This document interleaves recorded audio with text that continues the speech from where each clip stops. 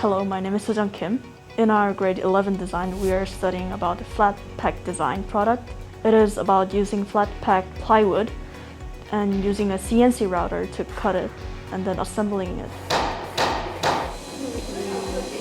First, we choose what kind of furniture we would like to assemble.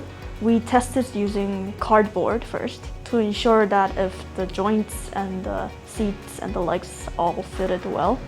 Fusion 360 is a CAD engineering system that you can manipulate the lines and shapes to build your own furniture or just a model. We had to think backwards how it would be organized in a flat pack.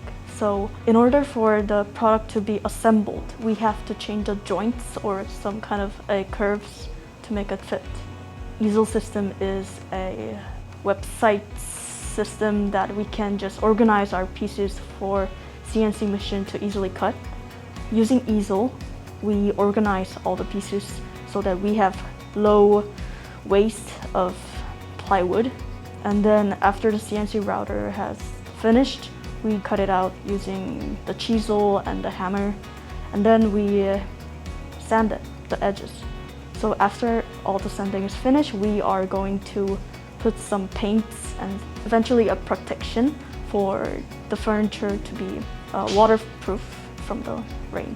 Some of the challenges I currently have is I made a rocking chair, but then my assembly is very difficult because it is at an angle. Flat pack design usually use 90-degree angles. I had to remodel my product to have exactly 90-degree angles. The locking joint should be 90 degree in order to have a big pressure point, but the other joints doesn't have to be 90 degrees, so it was just fine.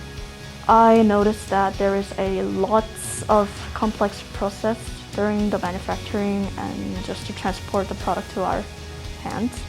I thought about how environmental conditions are important to human labor, and how the price is very low compared to all the energy loss and energy pollution and just the time and amount of people put into it.